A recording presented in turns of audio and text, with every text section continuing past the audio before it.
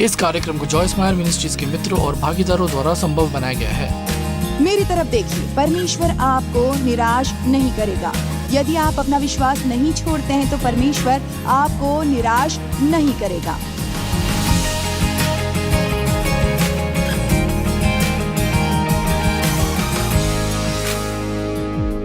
ठीक है, मैं एक सीरीज पर काम कर रही हूँ जिसे मैं कहती हूँ बैठे, खड़े हो, चलो और भागो। असल में बाइबल में लिखा है कि ये सभी चारों चीजें हमें करनी चाहिए। मसीह में बैठना, जिसका मतलब है परमेश्वर के विश्राम में प्रवेश करना, उस तरह का विश्राम जिसके बारे में आज सुबह पीटर बात कर रहा था जब उसने हमें संबोधित किया था। और जिस तरह के विश्राम की पेशकश परमेश्वर हमसे करता है, ज़रूरी नहीं कि वो विश्राम हमारे शरीर के लिए, हालांकि ये भी बहुत ज़रूरी है और वो उसके बारे में बात करता है, लेकिन ये विशेष प्रकार का विश्राम हमारी आत्मा के विश्राम के बारे में है। आपको एहसास है कि आप वास्तव में रात में एक अच्छी नींद ले सकते हैं, लेकिन यदि आप गुस्से में हैं तो आप आराम नहीं ले सकते। आप एक छुट्टी पर जा सकते हैं, लेकिन यदि आप पूरा समय चिंता में हैं तो आप आराम से नहीं कर पाएंगे। मैं यहाँ ऊपर आज सुबह काम कर रही हूँ, लेकिन मैं परमेश्वर में विश्राम कर रही हूँ, और इसलिए विश्राम शब्द पीटर ने आपको परिभाषा का एक हिस्सा बताया, लेकिन ग्रीक वाइन डिक्शनरी में भी ये लिखा है कि परमेश्वर हमें जो विश्राम पेश करता है वो काम से विश्राम नहीं है, लेकिन काम में विश्राम है। आप में से कितने हैं जो अपने किशोर बच्चों को आराम में बड़ा करना चाहते हैं? कितने हैं जो इस तरह की पागल दुनिया में आप चाहते हैं कि रहने के योग्य हो, लेकिन आराम से करें और चिंता न करें, और न कि हर किसी चीज़ के बारे में चिंतित हों? क्या ख्याल है? यदि पॉल और लीजा, क्या आप इस चर्च के पास्टर होना चाहते हैं, जोएल के साथ आराम करें? और हाँ, यहाँ एक चर्च बहुत सी ऐसी चीज़ें बताता है जो आपको परेशान कर सकती है, क्योंकि आप जानते हैं ये सभी टूटे हुए लोगों से भरा होता है। आमीन। और इसलिए मुझे लगता है बहुत से लोग मसीह को पाते हैं और फिर उन्हें बताया जाता है कि उन्हें कुछ करना चाहिए। वे परमेश्वर से एक वचन या दर्शन पाते हैं और इसलिए तुरंत ही कुछ सप्ताह में उनका पुनर्जन्म होता है और वे परमेश्वर के लिए अपनी दौड़ना शुरू करते हैं। लेकिन यदि आपने अभी तक बैठना नहीं सीखा है तो आप ये नहीं कर सकते। तो माइक यहाँ आप सच में आएंगे, आप दौड़ेंगे। एक तस्वीर 1000 शब्दों से बढ़कर होती है। ये एक उदाहरण है। ये हमारे staff pastor Mike Shepherd. Mike, आप क्या प्लीज़ नीचे लेटेंगे? मैं ये स्वयं क्या करती थी, लेकिन अब मैंने फैसला किया कि किसी दूसरे से ये करवाऊं। तो बच्चे नीचे लेटते हैं। हम सब जब राज्य में आते हैं, हम नीचे लेटे हुए, आपने किया, आपने पूरा कार्य किया, आपने करने की कोशिश की, आप नहीं कर सकते, आपका जीवन गड़बड़ है, आपको मदद के लिए परमेश्वर की ज़रूरत है। बेबी ईसाइयों की तरह हम लेटे रहने से शुरू करते हैं। हमें किसी की ज़रूरत है। हमारे लिए सब कुछ करने के लिए बड़ी समस्या आती है जब बचाए जाने के 30 साल हो गए हैं और आप अभी भी लेटे हुए हैं। आमीन। अब पास्टर माइक, मैं देखना चाहती हूँ इस स्थिति में भागने की कोशिश करें।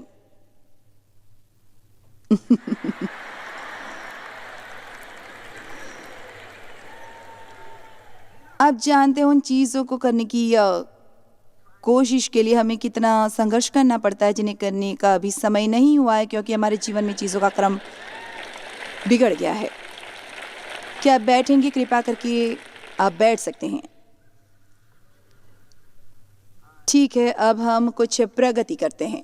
ये जानना कि आप मसीह में कौन है दर्शाता है कि आप परमेश्वर के विश्राम में प्रवेश कर गए हैं। जैसे कि उदाहरण के लिए एक व्यक्ति जो मसीह में बैठा है, उन्हें चिंता करने की ज़रूरत नहीं है कि दूसरे लोग उनके बारे में क्या सोचते हैं। क्या ये एक राहत नहीं है? कैसा रहेगा ये समय हाँ कहना बंद करने का है, जबकि आपका हृदय चिल्ला कर वो कह रहा है हाँ वाओ, हाँ वाओ। ये महसूस करने की बजाय कि आपको हर किसी को खुश रखना है, कैसा रहेगा कि आप पवित्र आत्मा के नेतृत्व का पालन करें और उसे आपको खुश रखने दें। अब एक बच्चा जिसे वे लेटाते हैं, पहली चीज़ वो सीखता है कि वो कैसे बैठे, फिर वो रेंगते हैं, फिर चलते हैं, फिर भागते हैं। अब ठीक है, आप उठकर जा सकते हैं। ठीक है, खड़े हो जाएं। देखिए, एक ईसाई को खड़े होने के लिए कहा जाता है और यही है जिसके बारे में हम आज बात कर रहे हैं, जब हम जीवन के हर तूफान में मजबूती से खड़े रहते हैं। लेकिन मेरा मुद्दा है कि आप खड़े रहें, और यदि आप अंदर से नहीं जानते कि कैसे बैठे रहना है तो आप खड़े नहीं रह सकते। मैं निश्चित होना चाहती हूँ, आप समझ रहे हैं ना? ठीक है, अब थोड़ा सा टहलें। हम चलने के बारे में दूसरी सर्विस में बात करने वाले हैं। अब थोड़ा सा दौड़ो। ओके, ठीक है, आप अपनी जगह पर वापस जा सकते हैं। यीशु के पुनरुत्थान के बाद बाइबल हमेशा उसे बैठा हुआ दर्शाती है। वो जो सिंहासन पर बैठा है वो ऊपर स्वर्ग में उठा लिया गया और पिता के दाहिने हाथ पर बैठा है। और स्वर्गदूतों में से उसने किसी से कब कहा कि तू मेरे दाहिने बैठ, जब तक कि मैं तेरे बैरियों को तेरे पाँव के नीचे की पीढ़ी ना कर दूं। देखो, यदि आप मसीह में बैठना सीख जाते हैं तो वो आपके शत्रुओं को आपके पाँवों के नीचे की पीढ़ी बना देता है। शैतान से लड़ने का सबसे अच्छा तरीका है कि परमेश्वर के विश्राम में रहें। क्या आपने मुझे सुना? शैतान से लड़ने का सबसे अच्छा तरीका है कि अपनी शांति में डटे रहो और परमेश्वर में विश्राम करो। लेकिन अच्छी खबर यह है कि इफिसियों अध्याय 2:6 में लिखा है कि हमें मसीह में स्वर्गीय स्थानों में बैठाया गया है।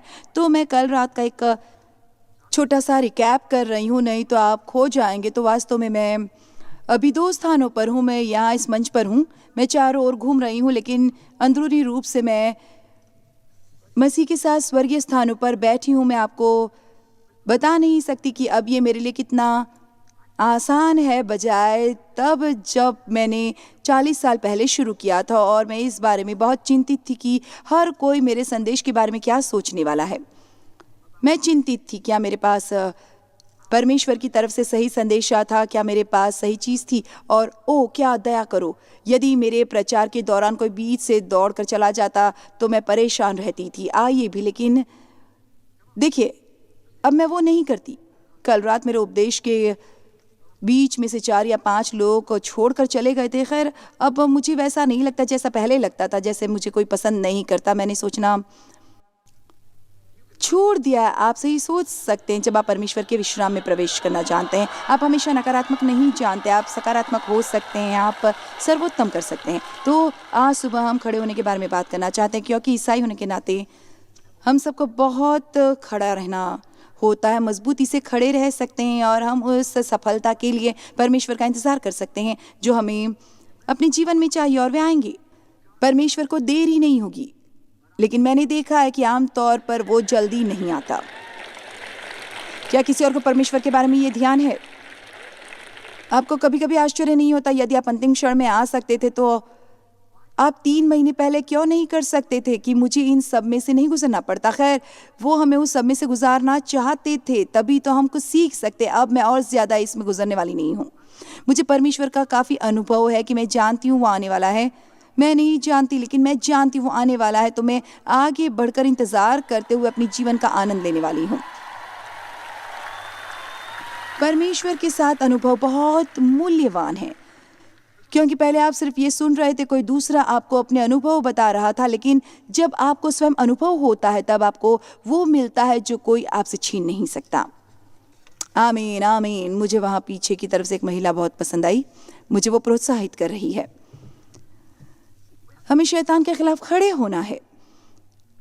आप जानते वो झूठा है, और ये बहुत महत्वपूर्ण है कि आप मसीह में कौन हैं और आप क्या करने के लिए बुलाए गए हैं। आज सुबह मैं इस संदेश का अध्ययन कर रही थी, बिल्कुल यहाँ अपनी कुर्सी में बैठकर काफ़ी देर तक कॉफ़ी पीते हुए आज सुबह 5:15 पर अध्ययन कर रही थी। आप में से कितनों को पता होता है, जब वे थक जाते हैं शैतान उनका फ़ायदा उठाता है। ठीक है, तो आप जानते हैं कल रात उपदेश दिया, घर गई जल्दी ही सोने गई। आज सुबह उठी, आज सुबह मैं जागी और मुझे लगा कि 5 बजे थे और मैंने अपना काम करना शुरू कर दिया और मुझे एहसास हुआ कि ये 4 बजे, और मैंने सोचा हालेलुया, ये बिल्कुल एक बड़ा इनाम मिलने जैसा था, लेकिन मैं अध्ययन कर रही हूँ और आगे बढ़ते हुए मुझे हल्की सी फुसफुसाहट सुनाई दी। शैतान बस फुसफुसा रहा था। ये कहाँ से निकल आया? मुझे लगता है आप खत्म करने वाली हैं। खैर देखो, क्योंकि परमेश्वर के साथ अनुभव प्राप्त किया, मैं जानती थी वो शैतान था। मैंने नहीं सोचा कि वो परमेश्वर था। मैंने इस पर विश्वास नहीं किया कि एक सेकंड के लिए भी नहीं। आमीन। और तभी आप परमेश्वर के विश्राम में प्रवेश कर सकते हैं जब आप जानते हैं आप कौन हैं, आप जानते हैं परमेश्वर कैसे काम करता है। और यदि परमेश्वर मुझे वो बताने की कोशिश कर रहा था कि मैं ख़त्म हो गई थी, निश्चित रूप से वो इसकी कोशिश नहीं करता जब मैं अपने अध्ययन के बीच में हूँ। यहाँ आकर उपदेश देने के लिए हमें शैतान के झूठ पहचानने आनी चाहिए, क्योंकि बहुत से लोगों को धोखा होता है। वे उन चीज़ों का विश्वास कर रहे हैं जो बिल्कुल सच नहीं है। लेकिन यदि आप किसी चीज़ पर विश्वास करते हैं, भले ही ये सच नहीं है, वो आपके लिए सच बन जाती है। यही आपकी सच्चाई है। शैतान को कहना सीखे, तू झूठा है, चुप हो जा। आमीन। अब ये मूर्खता नहीं है, आप खत्म हो रहे हैं। तुम्हारे उपदेश बिल्कुल अच्छे नहीं है जैसे कि हुआ करते थे। खैर, मुझे लगता है कि ये समय बेहतर होता है। मैं ये विश्वास से कह रही हूँ, मैं इसे एक अहंकार या घमंड के सहारे नहीं कह रही हूँ, लेकिन आपको विश्वास करना चाहिए और आपको सकारात्मक रहना चाहिए और आपको परमेश्वर पर विश्वास और भरोसा करना चाहिए कि वो आपके जीवन में कर रहा है वो सही है। मुझे सवाल नहीं करना चाहिए कि मैं परमेश्वर की मर्जी में हूँ। मैं जानती मैं उनकी मर्जी में हूँ। हम मजबूती से खड़े हैं और विश्वास की लड़ाई लड़ते हैं। 1 तीमुथियुस अध्याय 6 वचन 12 में लिखा है, विश्वास की अच्छी कुश्ती लड़। और आप जानते विश्वास क्या है? परमेश्वर पर पूरी तरह से झुकना विश्वास है। ये विश्वास है कि जो आप देख नहीं सकते, क्योंकि इसका परमेश्वर के वचन में वादा किया गया है। लेकिन कभी कभी हमें लड़ना पड़ता है और कभी कभी बड़ी लड़ाई जो हम लड़ते हैं वो शरीर की लड़ाई नहीं है, लेकिन आत्मा में लड़ना है। क्या किसी को समझ आया? उदाहरण के तौर पर, आप उस व्यक्ति को नहीं बदल सकते जिससे आपका विवाह हुआ है। कभी ये लड़ाई लड़ने की कोशिश भी मत करना। अब आप उनके लिए प्रार्थना कर सकते हैं, लेकिन केवल ये प्रार्थना मत करना कि परमेश्वर उन्हें बदलेगा। प्रार्थना करो कि परमेश्वर आपको बदले और इतने विनम्र होकर कहें, मेरे पास शायद उस व्यक्ति से ज्यादा समस्याएं हैं जिसके लिए मैं प्रार्थना कर रही हूं। आइए भी आत्मा से लड़ो, अच्छी लड़ाई लड़ो, विश्वास की लड़ाई लड़ो। 2 तीमुथियुस अध्याय 4 वचन 7 में लिखा है, मैं अच्छी कुश्ती लड़ सकता हूं, मैं अपनी दौड़ पूरी कर चुका, यही मैं करना चाहती हूँ, अपनी दौड़ पूरी करना। मेरे बच्चों को वास्तव में ये अच्छा नहीं लगता जब मैं ये कहती हूँ, लेकिन मैं वास्तव में आशा करती हूँ कि जब मैं उपदेश कर रही हूँ, परमेश्वर मुझे ले ले। ये एक अच्छा तरीका होगा मेरा यहाँ से जाने का। मेरा मतलब है, मैं यहाँ जाने के लिए एक शानदार तरीका नहीं ढूंढ सकती, केवल वही काम करना जिसके लिए आपको बुलाया गया है और वो काम करना आप पसंद करते हैं। आप जानते हैं, मुझे लगता है वो अद्भुत होगा। मैं भी कोई वेदना नहीं चाहती। मैंने परमेश्वर से कहा, मैं उन लोगों के जैसे होना चाहती हूँ। अपनी दौड़ पूरी करने के लिए हमें मजबूत होने की जरूरत है, लेकिन कुछ नहीं, इनमें से कुछ भी नहीं होता। आप शत्रु के खिलाफ खड़े नहीं हो सकते, आप विश्वास की चाल नहीं चल सकते। आप दोपहर तक आप इंतजार करें। बहुत सी बातें हैं जो बाइबल हमें बताती है, प्रेम में चलो, विश्वास में चलो, मेल मिलाप में चलो। आप जानते हैं, उसी तरह चलो जैसे मसीह चला था। हमारे पास चलने के लिए एक रास्ता है। सभी फैसले जो हम अपने जीवन में करते हैं, लेकिन हम वो नहीं कर सकते जब तक कि हम पहले बैठना न सीखे। आप जानते हैं क्यों? क्योंकि जब आप चलना शुरू करते हैं, आप नीचे गिरने वाले हैं। और यदि आप नहीं जानते कि मसीह में कैसे बैठा जाए, तो हर बार जब आप नीचे गिरते हैं तो निंदित होते हैं। लेकिन यदि आप जानते हैं आप मसीह में कौन है, तो आप उस पूरी गड़बड़ को फलांग कर उठ सकते हैं और फिर चलना शुरू कर सकते हैं। आप में से कितने समझ रहे हैं क्या मैं बात कर रही हूँ? पहले आपको चलने में गड़बड़ी करनी होगी। वो प्रभु दया कर, ऐसा करने में मैंने बहुत साल बर्बाद किए। अब जानते हैं, यूहन्ना अध्याय 5 में एक व्यक्ति है जिसे मैंने चुना है, क्योंकि वो 38 साल से एक ही जगह पर इस इंतजार में पड़ा है कि कोई आए और उसके लिए कुछ करे। यूहन्ना अध्याय 5 1 से 8 इसमें लिखा है, वहाँ यरूशलेम में एक कुंड था जो बेतहशदा कहलाता था, और मुझे लगता है ये बेतहशदा में था, और उससे 5 ओसारे थे, और साल में एक बार एक स्वर्गदूत उतरकर पानी को हिलाया करता, और जो कोई सबसे पहले पानी में उतर जाता उसे एक चमत्कार मिलता। और इसलिए ये बहुत से बीमार, अंधे, लंगड़े और लूले लोग वहाँ पड़े रहते थे पानी के हिलने की आशा में कि देखे किसे आने वाले वर्ष में चमत्कार हासिल होता है। और यीशु वहाँ आया, और वहाँ एक आदमी था, और उसने उससे पूछा, तू यहाँ कब से पड़ा है? 38 साल से। 38 साल! मुझे आश्चर्य है यदि आप में से कुछ 38 साल से ऐसे ही पड़े हैं जैसे माइक यहाँ लेटा हुआ था। आइए भी, आज उठने का समय है। खैर, जब यीशु ने इसके बारे में उससे पूछना शुरू किया और वो कितने समय से वहाँ पड़ा था, विस्तारित बाइबल में लिखा है, वो उस एहसास का झटका देने की कोशिश कर रहा था। और इसलिए शायद मैं भी थोड़ा वही करने की कोशिश कर रही हूँ, आपको एहसास का झटका देने की। आप कितनी बार उसी फालतू पहाड़ के आसपास भटक चुके हैं? क्या कोई उसे आगे बढ़ने के लिए तैयार है अपने जीवन में? उस अगली चीज पर जाए जो आपके लिए परमेश्वर के पास है। और इसलिए जब परमेश्वर ने उसे सवाल करना शुरू किया तो उसने कहा, हे प्रभु, मेरे पास कोई नहीं है कि जब स्वर्गदूत आकर पानी हिलाते हैं तो मुझे कुंड में उतारे, और दूसरे मुझसे पहले पहुंच जाते हैं। आइए भी किसी को ये समझना चाहिए, ये आदमी इतनी आत्मदया से भरा था और वो इंतज़ार कर रहा था कि कोई और उसके लिए सब कुछ करे। मैंने कहा वो इंतज़ार कर रहा था कि कोई और उसके लिए सब कुछ करे। मैंने कहा वो किसी का इंतज़ार कर रहा था। आपको खुश करने के लिए किसी और का इंतज़ार करना छोड़िए और सिर्फ खुश रहने का फैसला करें। दूसरे लोगों से ये उम्मीद करना बंद करें कि वे आपके लिए परमेश्वर से सुने। आप स्वयं परमेश्वर से सुनना सीखें।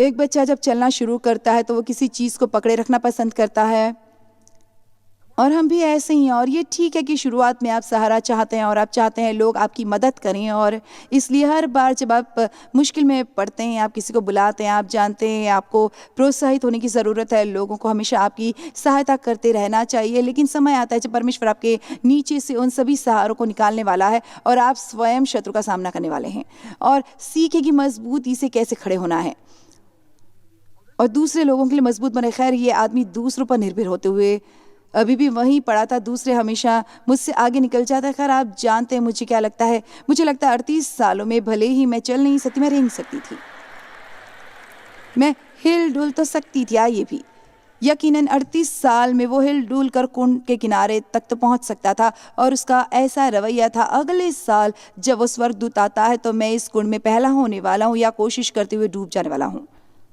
और आप जानते हैं यीशु ने उससे क्या कहा? उसने नहीं कहा, ओ बेचारे आदमी, ओ वाह, 38 साल और किसी ने तुम्हें अंदर नहीं डाला, ओ और कई लोग तुझसे आगे निकल गए, आश्चर्य नहीं कि तुम जीवन में नीचे पड़े हुए हो। नहीं, आप जानते यीशु ने कहा, उठ,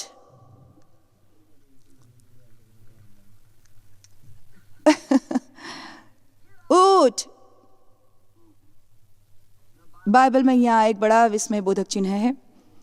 और फिर उसने कहा, और अपना बिस्तर साफ कर और उसने साथ ले जाओ। मुझे ये अच्छा लगता है, न केवल परमेश्वर ये चाहता है कि हम उठे, वो चाहता है कि हम गंदगी भी साफ करें।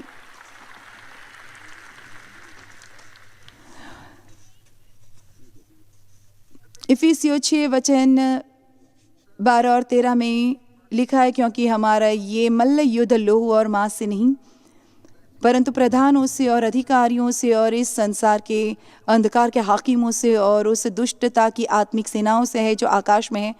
तो हम एक युद्ध लड़ रहे हैं, हम एक युद्ध में हैं, लेकिन ये एक आत्मिक युद्ध है, ये एक स्वाभाविक युद्ध नहीं है। आप शैतान को कैसे मारने वाले हैं? आप अपनी मुट्ठी बांधकर उससे नहीं मार सकते।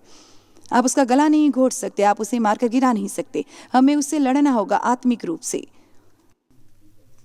वचन 13 में लिखा है, इसलिए परमेश्वर के सारे हथियार बांध लो कि तुम बुरे दिन में सामना कर सको। आप परमेश्वर के हथियार पहनने के लिए आप मुसीबत आने पर इंतजार नहीं करते, आप इसे पूरा समय पहने रहते हैं। और हथियार जो परमेश्वर हमें देता है वो आध्यात्मिक हथियार है। ये एक कवच की तरह नहीं है जैसा कि एक योद्धा पहनता है। ये सत्य है, बाइबल में लिखा है, सत्य से अपनी कमर कस लो। जब आप स्थिर हैं तो सत्य की बेल्ट कस लो। इसका मतलब है कि परमेश्वर के वचन पर दृढ़ रहो जैसा पहले कभी नहीं हुआ। जब ऐसा लगे कि इसमें कुछ भी आपके लिए काम नहीं कर रहा है, तो जैसे पहले कभी नहीं हुआ वैसे इस पर दृढ़ रहें। इसे शत्रु को आपसे चुराने न दे। मुझे रोमियो अध्याय 8 में अच्छा लगता है जहां वो कहता है, कभी कभी हम वध होने वाली भेड़ों की तरह लगते हैं, परंतु इन सब बातों से हम जयवंत से भी बढ़कर हैं। आपको ये याद रखना चाहिए, जब आप एक भेड़ की तरह दिखते हैं जिसे वध करने के लिए ले जाया जाता है, ओ भी आप में से कुछ बिल्कुल उसी जगह पर हैं। आप किसी को जिसे आप जानते हैं बताते हैं, जो कि विश्वास नहीं है कि आपको विजय मिली है, और उनको लगता है कि आपका दिमाग खराब है क्योंकि उनके लिए आप ऐसे दिखते हैं। आमीन। खैर, इसमें से कुछ भी काम नहीं कर रहा है, आप अपना समय बर्बाद कर रहे हैं। लेकिन जब आप सत्य से अपनी कमर कस लेते हैं और आप कहते हैं मेरी सफलता आएगी, परमेश्वर ईमानदार हैं।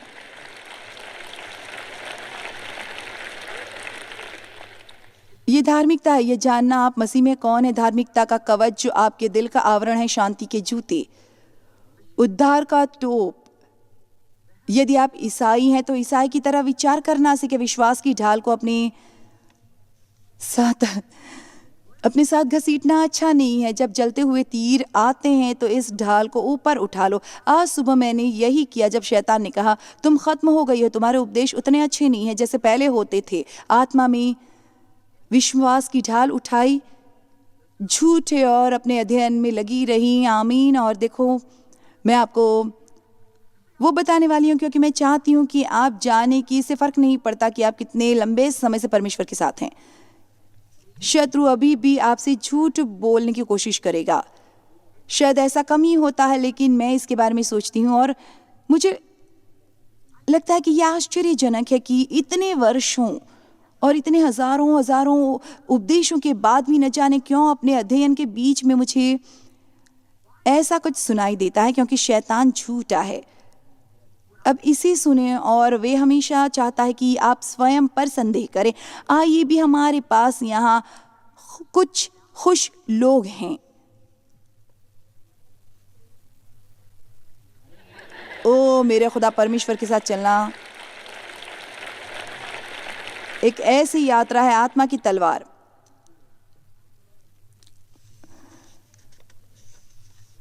आप आत्मा की तलवार चलाते हैं जो कि परमेश्वर का वचन है। इसका मतलब है जब आप एक आवेगपूर्ण युद्ध में परमेश्वर का वचन बोलें और हर चीज को प्रार्थना से ढक दें। ओ प्रार्थना की सादगी और शक्ति, मुझे प्रार्थना करना अच्छा लगता है। विश्राम में रहना कितना अद्भुत है, और उन चीज़ों के लिए प्रार्थना करना और बस आगे बढ़कर अपने जीवन का आनंद लेना जबकि परमेश्वर आपकी समस्या पर काम कर रहा है। प्रार्थना करना कुछ ऐसा नहीं है जिसके लिए आप मजबूर हैं। यह हमारे जीवन का एक बड़ा सौभाग्य है। हमें खड़े रहना है जब हम प्रतीक्षा कर रहे हैं। मरकुस अध्याय 11 वचन 23 में लिखा है, यीशु ने उसको उत्तर दिया कि परमेश्वर पर विश्वास रखो। मैं तुमसे सच कहता हूं कि जो कोई इस पहाड़ से कहे कि तू उखड़ जा और समुद्र में जा पड़, और अपने मन में संदेह न करे वरन प्रतीत करे कि जो कहता हूं वो हो जाएगा, तो उसके लिए वही होगा। इसीलिए मैं तुमसे कहता हूं कि जो कुछ तुम प्रार्थना करके मांगो तो प्रतीति कर लो कि तुम्हें मिल गया और तुम्हारे लिए हो जाएगा। या एक और अनुवाद कहता है और तुम्हें मिल जाएगा। इसलिए तुम मांगो, तुम विश्वास करो कि तुम्हें वो मिल गया है जिसे आप अभी नहीं देख सकते। यह आपके दिल में, और फिर ये आपको मिल जाएगा। लेकिन यहाँ एक छोटी सी चीज उसने छोड़ दी, और मैं नहीं जानती कि आपने इसका पता लगाया, यानी वो आपको वो नहीं बताता कि वो कब मिलेगी। मेरी तरफ देखो, परमेश्वर आपको निराश नहीं करेगा। यदि आप अपना विश्वास नहीं छोड़ते हैं तो परमेश्वर आपको निराश नहीं करेगा। आज किसी को ये सुनने की जरूरत है। हो सकता है वो ना करे जो आप चाहते हैं कि वो करे, लेकिन यदि वो नहीं करता है तो वो कुछ बेहतर करेगा कि आप इतने होशियार नहीं कि ये जाने। परमेश्वर वफादार है। ये केवल एक गीत नहीं है जिसे हम गाते हैं। वफादारी ही तेरी महानता है। वो वफादार है।